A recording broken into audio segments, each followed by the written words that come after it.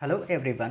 Shri IAS academy में आपका स्वागत है। जैसा कि आप जानते हैं कि श्री आईएएस एकेडमी ने एनवायरनमेंट बुक सीरीज की शुरुआत की थी, जिसमें ऑलरेडी हमारे 4 पार्ट आ चुके हैं। ये हमारा पार्ट 5 है। इसमें हम देखेंगे वो कौन से इम्पॉर्टेंट टॉपिक हैं जो प्रीलिम की दृष्टि से काफ़ी इम्पॉर्टेंट हैं। तो चलिए शुरू करते हैं। जैसा कि आप देख रहे हैं, आज का हमारा पहला टॉपिक है पारिस्थितिकी तंत्र के प्रकार, अर्थात इकोसिस्टम के जो फंक्शन होते हैं वो कौन से होते हैं, या आप कहें कि पारिस्थितिकी तंत्र किस प्रकार हमारे एनवायरनमेंट को रेगुलेट करता है और मेंटेन करता है। क्लियर? तो आपको पता हो, ऊर्जा जो प्रवाह है वो पारिस्थितिकी तंत्र में जैविक एवं अजैविक पदार्थों के वितरण एवं संचरण में सहायक होता है। अब आप में से कई सारे लोगों ने, जिन्होंने पार्ट पर नहीं देखा है, उन्हें लग रहा होगा कि सर जैविक का क्या मतलब है और अजैविक का क्या मतलब है। तो ऑलरेडी मैंने आपको बताया था कि जैविक अपघटक के अंतर्गत कौन कौन से आते हैं। बताइए। जीव आते हैं, जंतु आते हैं या सूक्ष्म जीव आते हैं, और वनस्पतियां आती हैं। अजैविक में कौन कौन आते हैं? जैवमंडल, स्थल मंडल और वायुमंडल। क्लियर? तो क्या होता है कि पारिस्थितिकी तंत्र में जो ऊर्जा का प्रवाह है उसे पूरे इक्वली डिस्ट्रीब्यूट करने में काफ़ी ज़्यादा इम्पोर्टेंट रोल प्ले करते हैं। क्लियर? दूसरा है, आखिरकार ऊर्जा के स्रोत क्या हैं। हम जानते हैं कि हमारी पृथ्वी में जो सबसे बड़ा एनर्जी का सोर्स है वो क्या है? सौर ऊर्जा, अर्थात सूर्य की ऊर्जा। सूर्य ऊर्जा कई बार तो प्रत्यक्ष रूप से और कई बार अप्रत्यक्ष रूप से न केवल जीवों के लिए उपयोगी होता है, बल्कि इस अर्थ के साइकिल को मेंटेन करने में भी काफ़ी सहायक होता है। कैसे होता है, देखते हैं। सौर ऊर्जा प्रत्यक्ष तथा अप्रत्यक्ष रूप से जैवमंडलीय पारिस्थितिकी तंत्र में पदार्थों के संचरण, चक्रण तथा पुनर्चक्रण में भी सहायक है। मतलब क्या हुआ? इसका मतलब ये है कि कई बार कई ऐसे जीव हैं जो सूर्य की उपस्थिति में अपनी क्रियाविधि को संपन्न करते हैं। जैसे हम लोग हैं, जीव जंतु हैं, कई प्रकार के पेड़ पौधे हैं। आप देखते हो कि पेड़ पौधे सूर्य की उपस्थिति में ही तो भोजन का निर्माण करते हैं, अर्थात उसी प्रक्रिया को तो हम कहते हैं कि वो प्रकाश संश्लेषण की प्रक्रिया है। समझ गए? तो आप इस चीज़ को देख सकते हो कि उससे क्या होता है कि संचरण होता है। संचरण का मतलब एक से दूसरी जगह पे जाना। चक्रण का मतलब कि पुनः एक सीक्वेंस में आ जाना। जैसे आप देखोगे कि कई सारे जो जीव जंतु हैं, जब वो मर जाते हैं तो उनका एक चक्रण होता है, अर्थात मरने के बाद वो अपघटित होते हैं, उन्हें सूक्ष्म जीव खाते हैं। सूक्ष्म जीव खाने के बाद वो मिट्टी में मिल जाते हैं। मिट्टी में मिलने के बाद बारिश होती है, बारिश से वो पूरी तरह से उसी में खाद में परिवर्तित हो जाते हैं। तो ये क्या है? ये सबका सब सूर्य की उपस्थिति में है। अगर सन ही नहीं होगा तो बारिश कैसे होगी? और बारिश ही नहीं होगी तो जो जीव जंतु मर जाते हैं उनको किस प्रकार से पुनर्चक्रित या चक्रित किया जाएगा। क्लियर? तो आप ये देख सकते हैं। फिर है, पारिस्थितिकी तंत्र में ऊर्जा का प्रवाह एक दिशान्मुख होता है। मैंने ऑलरेडी बताया था पिछले पार्ट में, खास तौर पर, कि किस तरीके से पोषक जो तत्व होते हैं वो एक से दूसरे उसमें जाते हैं। बिल्कुल वैसे ही ऊर्जा है। अर्थात ऊर्जा, अगर आपको मॉर्निंग में आपने कोई ब्रेकफास्ट खाया, क्लियर, तो उसको खाने के बाद आपको आफ्टरनून में कुछ ना कुछ खाना ही पड़ेगा। ऐसा नहीं है कि वो ऊर्जा आपकी बार बार चलती रहेगी, बॉडी में वो ऊर्जा बराबर नहीं रहेगी। या आप ऐसा नहीं कर सकते हो कि आप अपनी ऊर्जा को किसी पड़ोसी को दे दो। ऐसा नहीं हो सकता। इसीलिए कहा जाता है कि जो पारिस्थितिकी तंत्र में ऊर्जा है उसका प्रवाह एक दिशान्मुख होता है, अर्थात वो केवल एक पर्सन के लिए रिचार्ज करती है। क्लियर? अर्थात ऊर्जा जब एक बार उपयोग हो जाती है या खर्च हो जाती है तो उसे हम पुनः उपयोग नहीं कर पाते। हमें फिर से खाना खाना पड़ता है, हमें फिर से विटामिन लेने पड़ते हैं। क्लियर?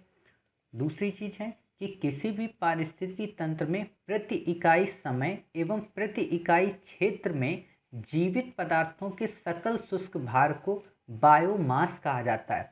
आपने पीछे पढ़ा था ना कि बायोमास का क्या मतलब होता है, तो वहाँ मैंने आपको बताया था कि आप बायोमास अभी यहाँ मत पढ़ें, हम आगे आपको पढ़ाएंगे इसका क्या मतलब होता है। बायोमास का मतलब ये होता है कि किसी भी पारिस्थितिकी तंत्र में, मान लीजिए कोई एक इकोसिस्टम है, ठीक है, वहाँ पर एक छोटी सी कोई इकाई है, उस छोटी सी इकाई के छोटे से क्षेत्र में कोई एक जीव रहता है या कई सारे जीवित पदार्थ रहते हैं या जीव जंतु रहते हैं, तो उनका जो सकल शुष्क भार है, सकल शुष्क भार का क्या मतलब होता है? सकल शुष्क भार में आप क्या करोगे कि उनके अंदर के वाटर्स को बाहर निकाल दोगे, यानी कि उसमें पानी की मात्रा बिल्कुल भी नहीं होनी चाहिए। होता है क्या है कि कई बार कई ऐसे जीव जंतु होते हैं जिनकी बॉडी में पानी का वेटेज काफ़ी ज़्यादा होता है।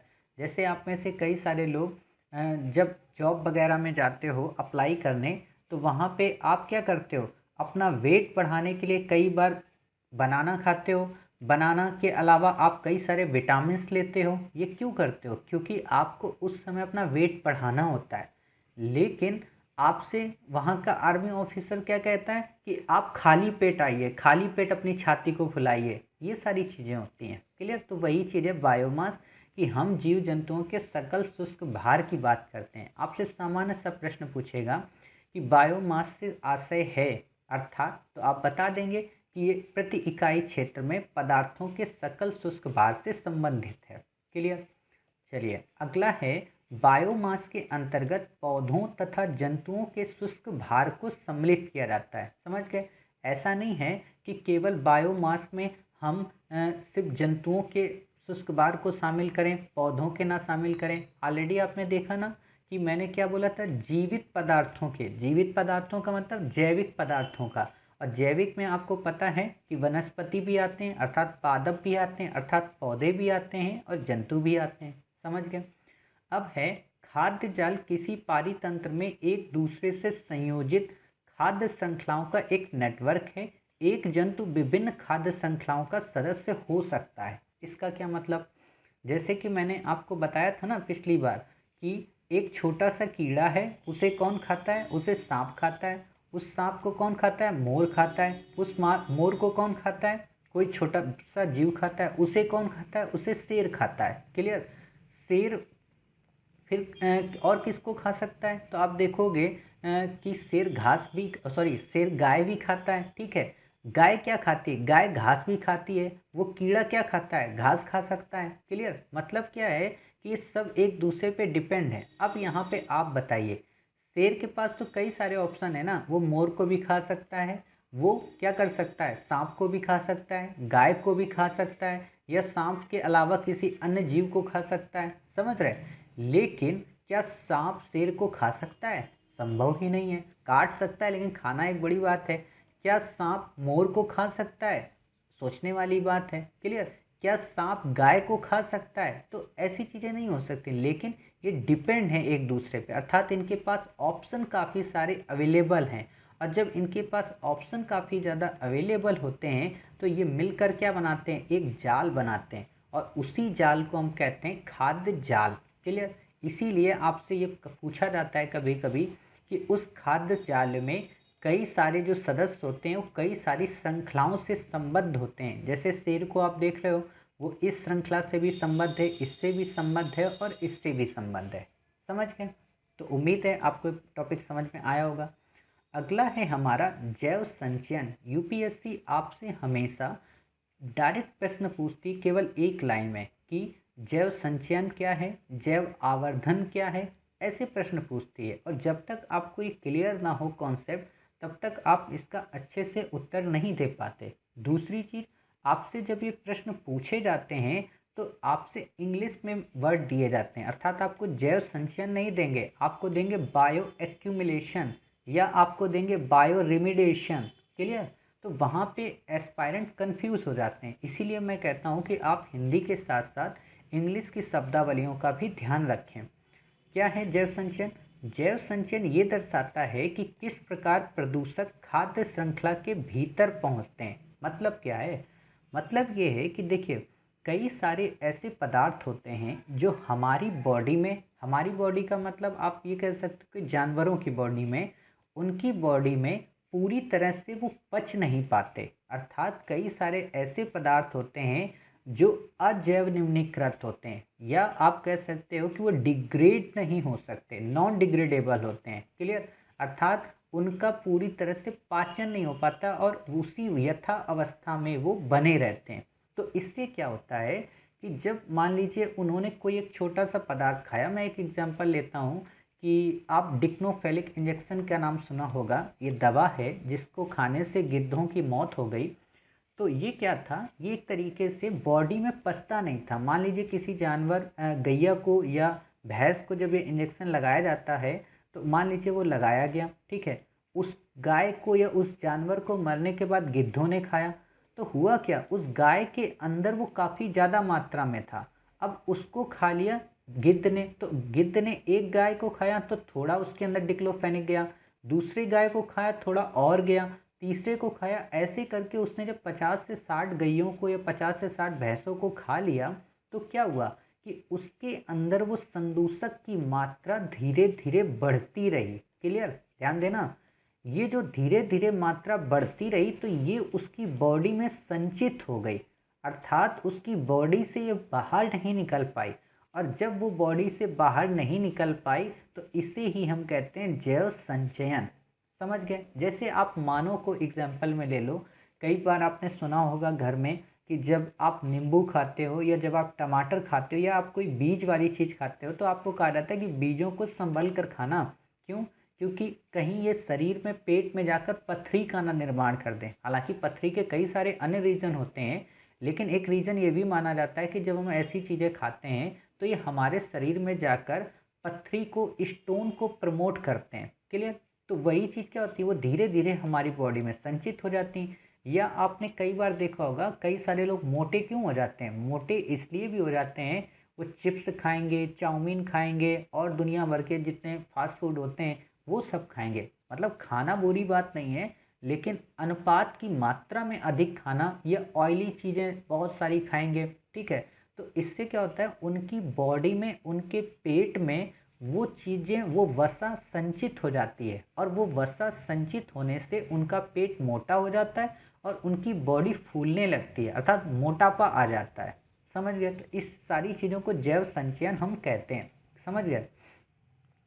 तो इसमें क्या होता है कि प्रदूषक विशेषता अनिम्नीकृत प्रदूषक, मैंने बताया ना, जो नॉन बायोडिग्रेडेबल होते हैं, अर्थात डिग्रेडेबल का मतलब क्या होता है, डिग्रेड हो जाते हैं। जैसे आप रोटी खाते हो तो डिग्रेड हो जाती है, बट आप गेहूं खाओ तो डिग्रेड थोड़ा ना होगा, क्योंकि आपकी बॉडी की जो मशीन है वो डायरेक्ट गेहूं का पाचन नहीं करती। या आप कहो कि भूसा खा लें तो भूसा से काम थोड़ा ना चलेगा, क्योंकि आपकी बॉडी का पाचन तंत्र ऐसा है ही नहीं। तो प्रदूषक विशेषता अनिम्नीकृत प्रदूषक पारितंत्र के भीतर विभिन्न पोषण स्तर से गुजरते हैं। इसमें संदूषक के अंतर्ग्रहण और संग्रहण की दर निष्कासन से अधिक होती है। इस लाइन का मतलब समझिए। देखो, वैसे कितना जटिल लगती हैं शब्दावलियाँ, लेकिन मैंने आपको एग्जाम्पल में जब समझा दिया कि हम खा तो ज़्यादा लेते हैं बट वो हमारे शरीर से बाहर निकल नहीं पाते हैं, और जब निकल नहीं पाते हैं तो उनकी मात्रा बढ़ जाती है। इसी चीज़ को कहा गया है कि जो संदूषक होते हैं या जो दूषित पदार्थ होते हैं वो हम अंतर्ग्रहित ज़्यादा करते हैं, संग्रहित ज़्यादा करते हैं, लेकिन वो निकाल नहीं पाते सबके सब। क्लियर? फिर आता है आपका जैव आवर्धन अर्थात बायोमैग्निफिकेशन। देखिए, ये सब एक दूसरे से संबद्ध हैं, इसीलिए कंफ्यूज मत होना। सब एक दूसरे से रिलेटेड परिभाषाएं हैं। अर्थात जैव आवर्धन क्या है? जैव आवर्धन है कि बायोमैग्निफिकेशन, जैव आवर्धन का अर्थ उस प्रवृत्ति से है जिसमें प्रदूषक जैसे जैसे एक पोषण स्तर से दूसरे पोषण स्तर पर जाते जाते हैं वैसे वैसे उनका सांद्रण भी बढ़ता जाता है। मतलब मैंने आपको बताया कि एक गिद्ध ने एक गाय को खाया, दूसरे गिद्ध ने दूसरी भैंस को खाया, तीसरे ने शेर को खाया, चौथे ने किसी को खाया, तो क्या हुआ, ये जो पांचों से खा कर आ रहे हैं ना, अर्थात एक पोषक से दूसरे पोषक, दूसरे से तीसरे पोषक, तीसरे से चौथे और चौथे से पांचवें, यहाँ से जो मात्रा उनके शरीर में बढ़ रही है, उस बढ़ने की प्रोसेस को, उस बढ़ने की प्रक्रिया को जैव आवर्धन का नाम दिया जाता है। समझ गए? अब आपसे अगर प्रश्न पूछे कि बायोमैग्निफिकेशन क्या होता है, बायो एक्यूमुलेशन क्या होता है, तो आप बता सकते हो। फिर आता है कि जैव आवर्धन होने के लिए प्रदूषक में क्या होने चाहिए, तो 4 तत्व होने चाहिए। एक तो दीर्घ स्थायित्व। दीर्घ स्थायित्व का मतलब कि वो बॉडी में बना रहे। गतिशीलता अर्थात चलायमान हो। विलयशीलता उसी में घुलित हो जाए। सक्रियता मतलब एक्टिव हो और व्यक्ति के अंदर उसका प्रभाव दर्शाए। क्लियर? तो आप ये चीज़ें देख चुके हैं।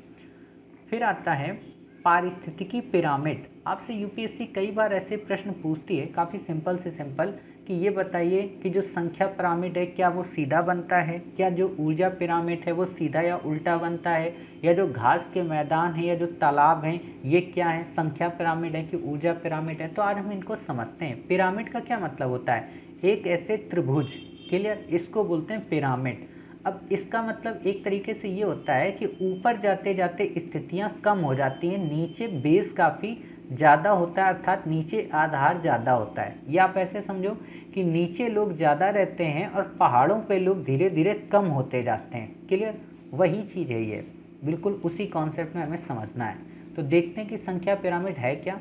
संख्या पिरामिड सीधा व उल्टा दोनों प्रकार का होता है। पहली लाइन तो आपको ये याद रखनी है कि जो संख्या पिरामिड होगा वो सीधा भी बनेगा, क्लियर, वो उल्टा भी बनेगा। अब इसका मतलब क्या है, इसका मतलब ये है कि सीधा जो पिरामिड है वो घास के मैदान में और तालाब में देखा जा सकता है, और जो उल्टा पिरामिड है वो वनों में देखा जा सकता है। इसका सामान्य सा अर्थ क्या हुआ, इसका सामान्य सा अर्थ ये हुआ कि आप घास का मैदान देखते हो, ठीक है, तो घास के मैदान में सबसे ज़्यादा जीव जंतु पाए जाते हैं, वनस्पतियाँ वहाँ पे होती हैं, काफ़ी ज़्यादा डाइवर्सिटी होती है, काफ़ी ज़्यादा विविधता होती है, अर्थात सबसे ज़्यादा संख्या में बायोडाइवर्सिटी कहाँ मिलेगी, घास के मैदान में मिलेगी या आसमान में मिलेगी, घास के मैदान में मिलेगी।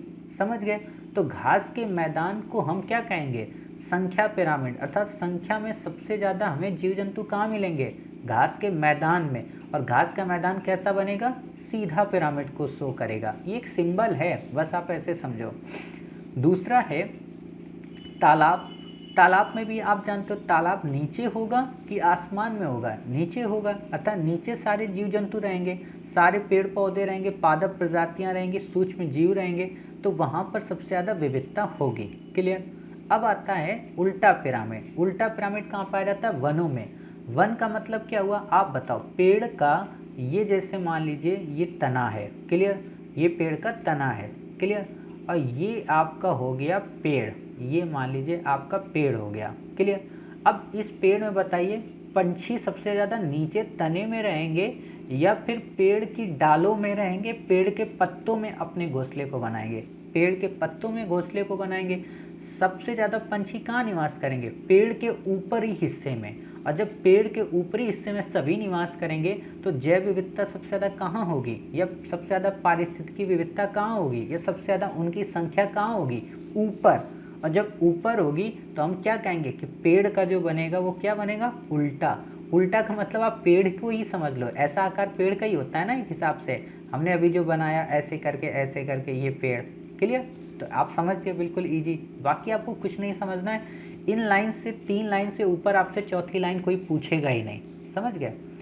फिर आता है बायोमास पिरामिड। बायोमास पिरामिड का क्या मतलब, अभी हमने क्या पढ़ा था, बायोमास का क्या मतलब होता है कि पौधों एवं जीव जंतुओं का जो सकल शुष्क भार होता है वो होता है बायोमास पिरामिड। क्लियर। तो इसको समझने से पहले हमने बेसिक परिभाषा देख ली, अब देखते हैं।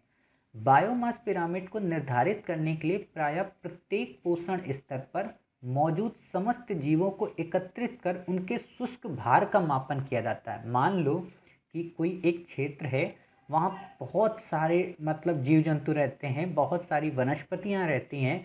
आपने कई ऐसी वनस्पतियों का नाम सुना होगा या कई ऐसी वनस्पतियाँ देखी होंगी कि जिनमें वाटर की मात्रा काफ़ी ज़्यादा होती है। जैसे आप तरबूज जब खाते हो, आप पूरे तरबूज को अगर वाटर निकाल दो तो पूरा तरबूज में वास्तव में कुछ होता ही नहीं है, समझ गए। या आप एक तरीके से देखोगे कि खीरा वगैरह हो या अदर ककड़ी वगैरह हो, इनमें क्या होता है, पानी की मात्रा सबसे ज़्यादा होती है। लीची वगैरह हो, अगर इनसे आप पानी को हटा दो तो क्या होगा, अंगूर से पानी को हटा दो तो क्या बचेगा, कुछ नहीं बचेगा। तो वही चीज़ है कि शुष्क भार के आधार पर हम देखते हैं कि वास्तव में बायोमास कैसा है। तो इसमें भी क्या होता है कि इसमें भी बायोमास दो के पिरामिड दो तरीके के बनते हैं, सीधा और उल्टा। स्थल पे अर्थात जमीन पे जो पारितंत्र बनेगा वो सीधा बनेगा। इसका क्या मतलब, इसका भी आप वैसे ही मतलब लगाओ कि जमीन पे सबसे ज़्यादा पेड़ पौधे होंगे, सबसे ज़्यादा जीव जंतु होंगे, सबसे ज़्यादा लोग निवास करते होंगे। तो इनको जब आप पूरी तरह से निचोड़ दोगे, अब आप ऐसे समझ सकते हो कि इनके अंदर के जब वाटर्स को आप बाहर कर दोगे तो इनका जो शुष्क भार होगा वो ज़्यादा होगा अपेक्षाकृत आसमान में रहने वाले लोगों के। क्लियर।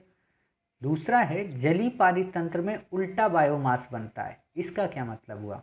जलीय पारितंत्र में उल्टा बायोमास का मतलब ये हुआ कि आप बताओ कि जल में सबसे ज़्यादा जो रहेंगे लोग, तो जल का उनके अंदर भार होगा, इसीलिए तो वो जल में रहेंगे। और आपसे कह क्या रहा है?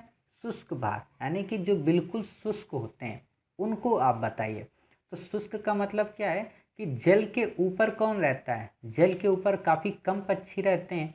सबसे ज़्यादा जीव जंतु कहाँ रहते हैं? जल के नीचे तली भागों में। आपने देखा होगा कई सारी पिक्चर्स में, यहाँ तक कि जब हम अपना पहला डालते हैं इसमें प्रमोशन का, उसमें भी कई बार आपने नीचे तली को देखा होगा, वहाँ पे काफ़ी सारे जीव जंतु रहते हैं, काफ़ी सारी मछलियाँ रहती हैं, काफ़ी सारी स्पीसीज रहती हैं। तो इसीलिए जलीय पारितंत्र का जो बायोमास बनता है वो उल्टा बनता है। क्लियर। सॉरी, पिरामिड जो बनता है वो उल्टा बनता है। समझ गए? चलिए, अब आता है ऊर्जा पिरामिड। ऊर्जा पिरामिड में हमेशा आपको ये सीधा ही मिलेगा, अर्थात ये कभी भी उल्टा नहीं होगा। क्यों नहीं होगा?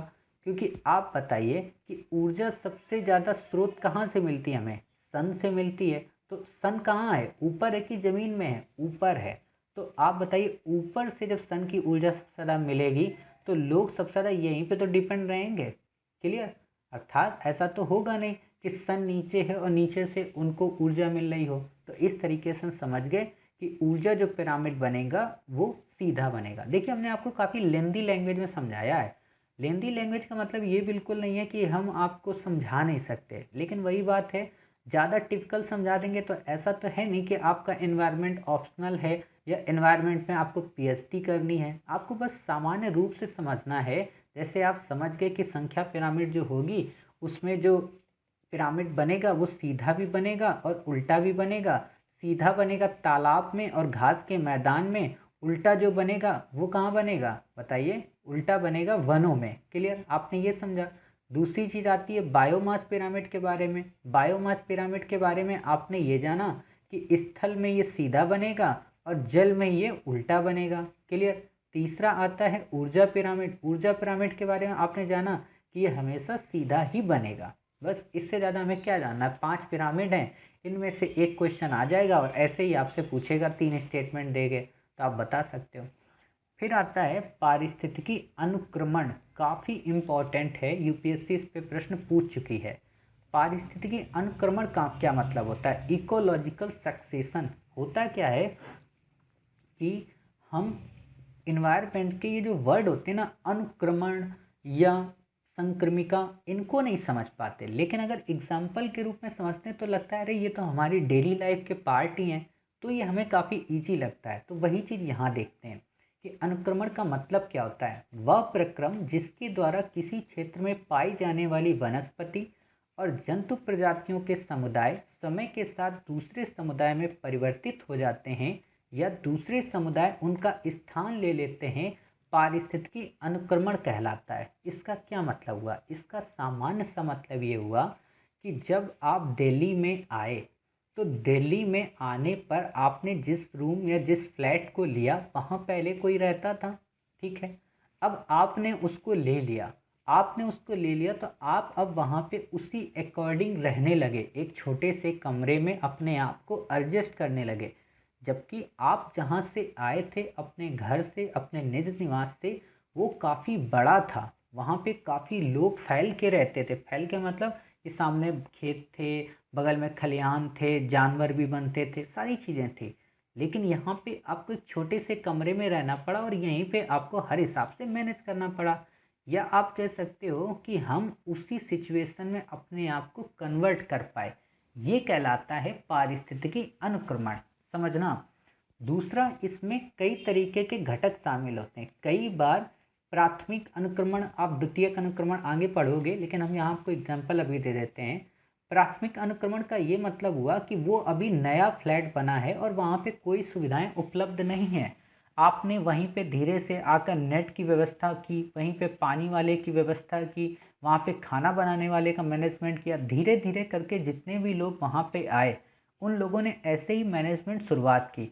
एक स्थिति ऐसी आई कि अब वहाँ पे सब मैनेज हो गया, लेकिन समय लगा ना। तो जो दूसरी बार जो लोग आएंगे, यानी कि जो उनको मैनेजमेंट किया हुआ ये सब मिलेगा, वो आएंगे द्वितीयक अनुक्रमण के अंदर।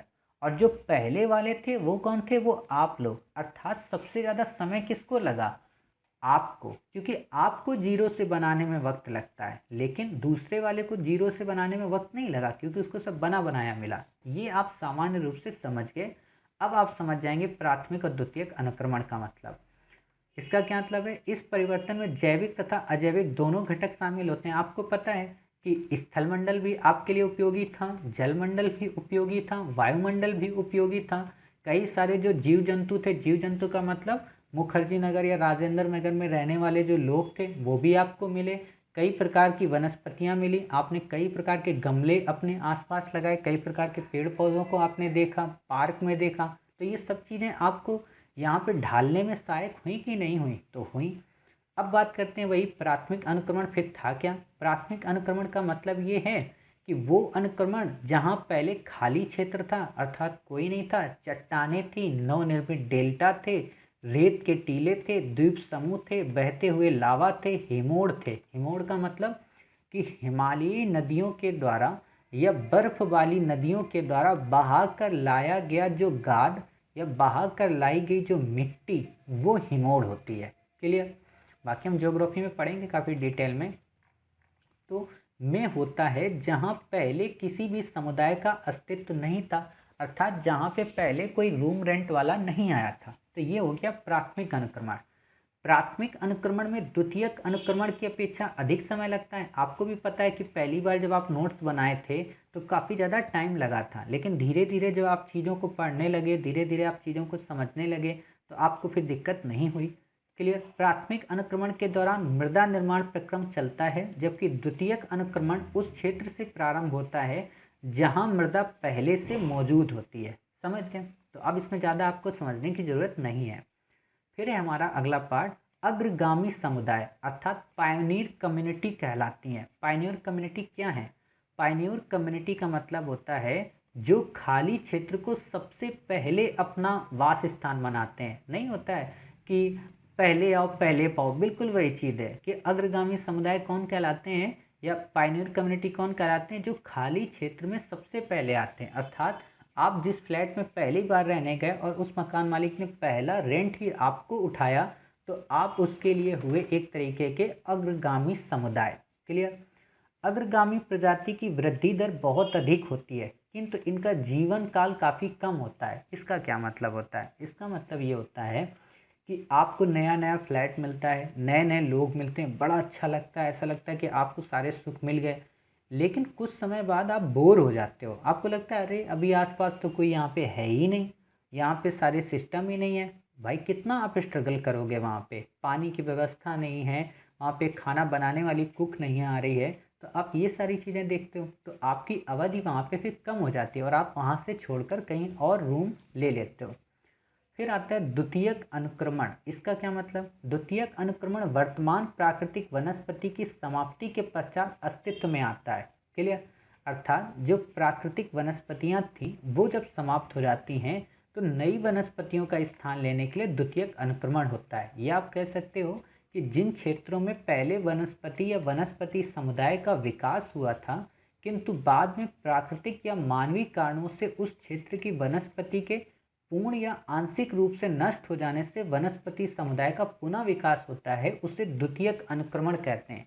आप एक तरीके से आजकल के मौसम को ले सकते हो कि इस प्रकार किस प्रकार ऑटम का मौसम है अर्थात पतझड़ का मौसम है, तो आप वैसे ही ले सकते हो। द्वितीयक अनुक्रमण प्राथमिक अनुक्रमण की अपेक्षा तीव्र होता है, जैसा मैंने बताया। क्यों? क्योंकि मृदा में आवश्यक पोषक तत्वों के साथ साथ बीजों का बड़ा भंडार तथा जीवों की अन्य प्रसुप्त अवस्थाएं निहित होती हैं। इतनी बातें हम समझ गए। अब आपसे पूछा जा सकता है कि अनुक्रमण की प्रक्रियाएं क्या होती हैं। ये आपसे मेंस में पूछेगा कि किस प्रकार अनुक्रमण होता है, तो आप बता सकते हो पहले वहाँ पे कोई वनस्पति नहीं थी, अर्थात वनस्पति रहित थी। धीरे धीरे वहाँ पे प्रवास हुई, प्रवास के बाद वहाँ पे आस्थापन हुआ, अर्थात वहाँ पे लोगों की ज़्यादा बढ़ोतरी होने लगी। अब जब ज़्यादा लोग बढ़ गए तो उनमें सब में स्पर्धा होने लगी। वही बात है ना, कंपटीशन हो ही जाता है जब आप किसी फील्ड में जाते हो। और जब प्रतिस्पर्धा हुई तो उन लोगों ने प्रतिक्रिया देनी शुरू कर दी, और प्रतिक्रिया के बाद लड़ाई झगड़ा सब हो गया, फिर उसके बाद हुआ स्थिरीकरण, अर्थात फिर दोनों लोग शांतिपूर्वक रहने लगे। क्लियर।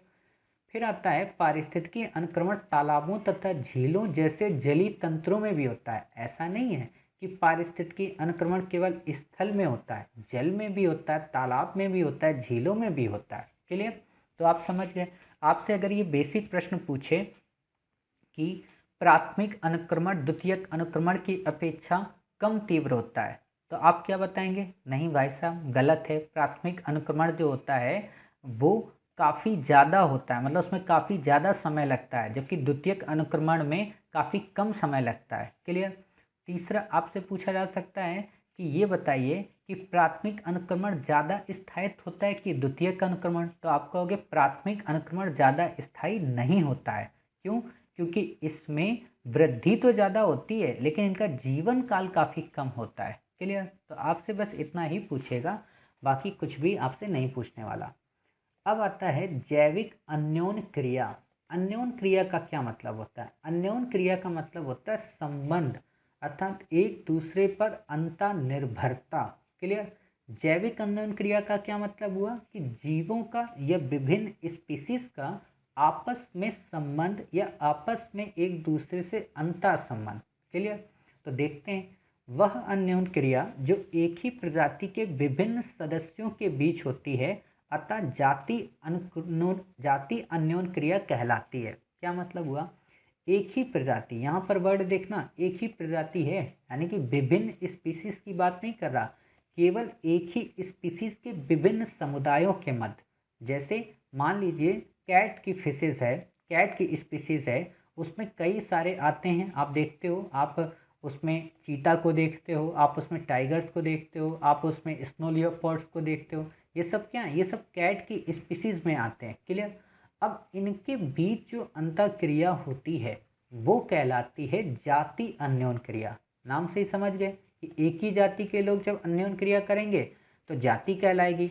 अंतर जाति क्या हो गई? जब विभिन्न प्रजातियों के बीच, कितना सिंपल है ना, जैसे हम लोग पढ़ते हैं ना कि जाति विवाह अर्थात एक ही जाति में हो गया, अंतर जाति विवाह अर्थात दूसरे जाति में विवाह हुआ। तो बिल्कुल वैसे ही है, जीवों का भी ये रिलेशन चलता है, वहाँ पे भी कोई ना कोई आ जाता होगा कि भाई साहब ऐसा विवाह आप मत करिए। ठीक है। फिर है असहभोजिता।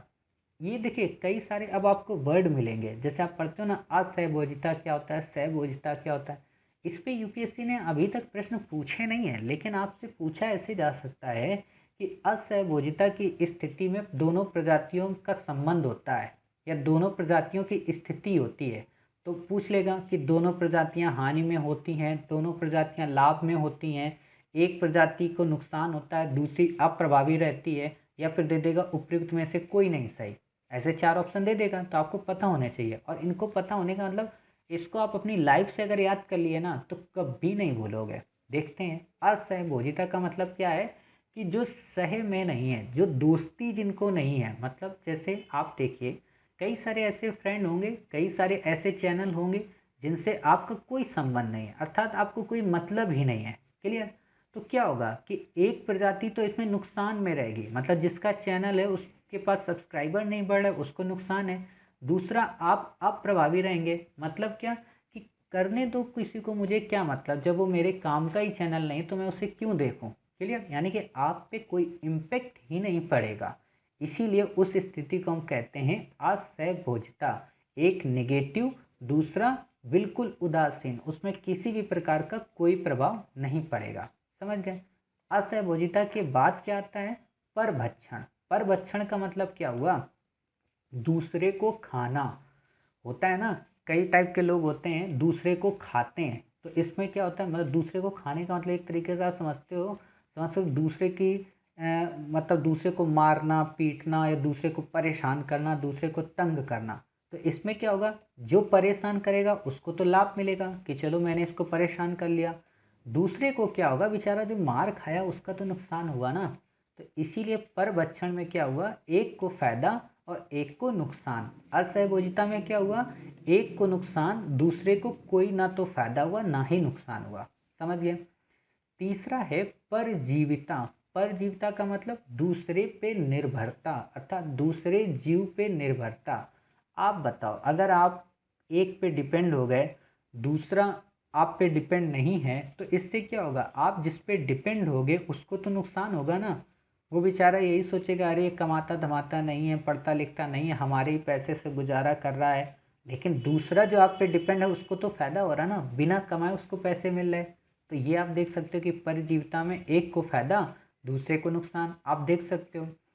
तीसरा है स्पर्धा। ये काफ़ी अच्छी स्थिति है, मैं इसलिए भी कहता हूँ क्योंकि आजकल हम लोग जितने भी है ना, स्पर्धा में मरे जा रहे हैं। और स्पर्धा में होता क्या है, ना तो उनको फ़ायदा होता है ना हमको फ़ायदा होता है। इसीलिए इस प्रजाति के लोगों को दोनों को नुकसान होता है। इसीलिए कहा जाता है कि कंपटीशन नहीं करना चाहिए। कंपटीशन का मतलब ये बिल्कुल नहीं है कि आप प्रतियोगी परीक्षा में कंपटीशन ना करें। कंपटीशन का मतलब ये है कि जैसे आप देखोगे ना कि एक गांव का व्यक्ति अपनी बेटी की शादी में अगर 5 लाख रुपए खर्च करता है तो दूसरा 25 करेगा, जबकि 5 वाले को भी नुकसान हुआ है, 25 वाले को दिखाने के चक्कर में 20 लाख का नुकसान हुआ।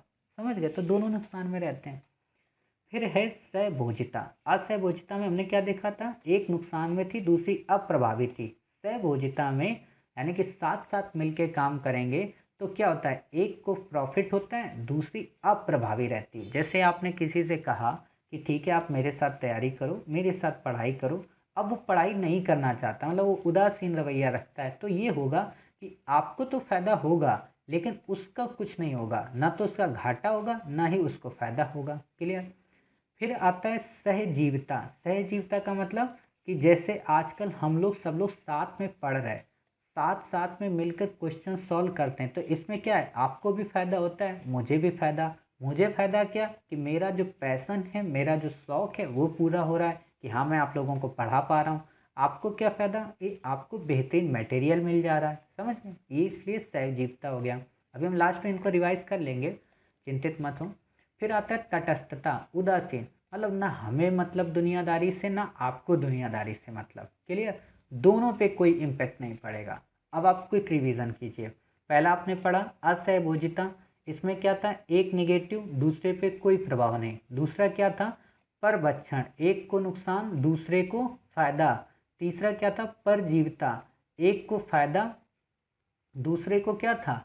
कोई प्रभाव नहीं पड़ा, अर्थात वो नुकसान की स्थिति में रहा। आप ये देखिए, परजीविता में क्या हुआ कि एक फायदा दूसरे को नुकसान, स्पर्धा दोनों को नुकसान, सहभोजिता में एक को लाभ दूसरा अप्रभावी, और सहजीविता में दोनों को लाभ, और उदासीनता में दोनों अप्रभावी। क्लियर? अर्थात आप ऐसे समझ सकते हो कि दो निगेटिव हैं, दो जीरो हैं, दो पॉजिटिव हैं, एक निगेटिव एक पॉजिटिव, एक निगेटिव एक जीरो। क्लियर?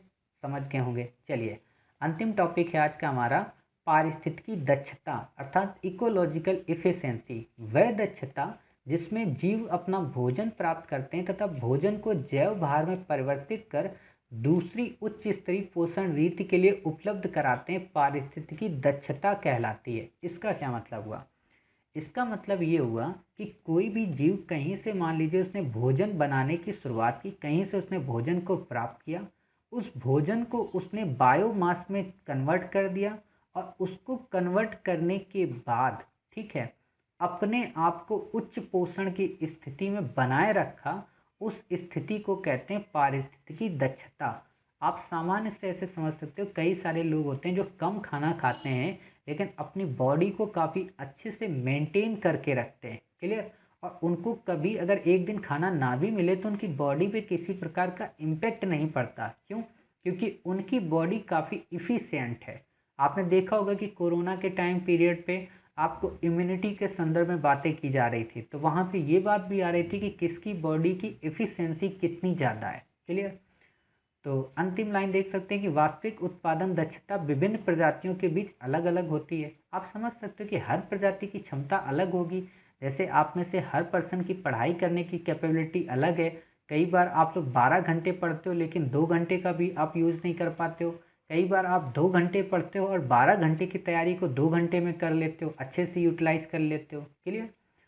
तो इस तरीके से आपने देखा कि आज हमने कई सारे टॉपिक कवर किए। हमने पारिस्थितिकी दक्षता किया, हमने सहभोजिता किया, हमने सहजीविता किया, परभक्षण किया, हमने बायोमास देखा, जैविक अन्योन क्रिया देखी, पारिस्थितिकी अनुक्रमण देखा, जैव संचरण देखा, हमने जैव अनुक्रमण देखा, साथ ही हमने क्या देखा, संख्या पिरामिड देखा, ऊर्जा पिरामिड देखा, जैव आवर्धन क्या होता है इसे देखा, जैव संचयन क्या होता है इसे कंप्लीट किया। क्लियर।